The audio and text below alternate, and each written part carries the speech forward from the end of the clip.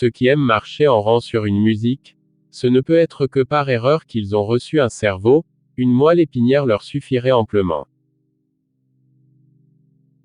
La possession de merveilleux moyens de production n'a pas apporté la liberté, mais le souci et la famine. Nous aurons le destin que nous aurons mérité. L'imagination est plus importante que le savoir. Le culte de la personnalité reste à mes yeux toujours injustifié. L'enseignement devrait être ainsi. Celui qui le reçoit le recueille comme un don inestimable mais jamais comme une contrainte pénible. La personnalité créatrice doit penser et juger par elle-même car le progrès moral de la société dépend exclusivement de son indépendance. C'est la personne humaine, libre et créatrice qui façonne le beau et le sublime, alors que les masses restent entraînées dans une ronde infernale d'imbécilité et d'abrutissement. C'est le rôle essentiel du professeur d'éveiller la joie de travailler et de connaître. Celui qui ressent sa propre vie et celle des autres comme dénuée de sens est fondamentalement malheureux, puisqu'il n'a aucune raison de vivre. Que chacun raisonne en son âme et conscience, qu'il se fasse une idée fondée sur ses propres lectures et non d'après les racontars des autres. Rare est le nombre de ceux qui regardent avec leurs propres yeux et qui éprouvent avec leur propre sensibilité.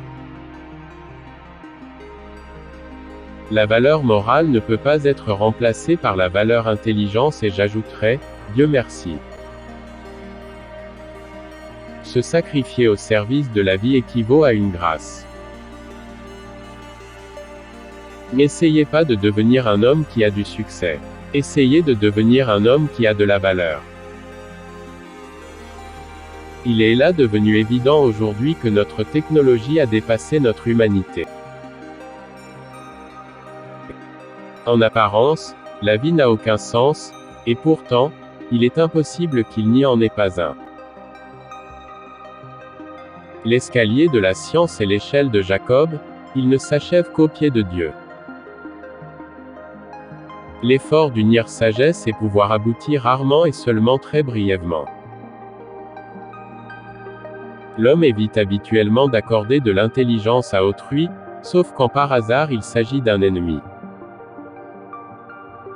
Celui qui ne peut plus éprouver ni étonnement ni surprise, est pour ainsi dire mort, ses yeux sont éteints. Un homme qui lit trop et qui fait trop peu d'efforts cérébraux prend vite des habitudes de paresse d'esprit. Le nationalisme est une maladie infantile. C'est la rougeole de l'humanité. Le plus beau sentiment du monde, c'est le sens du mystère. Celui qui n'a jamais connu cette émotion, ses yeux sont fermés. La vie, c'est comme une bicyclette, il faut avancer pour ne pas perdre l'équilibre.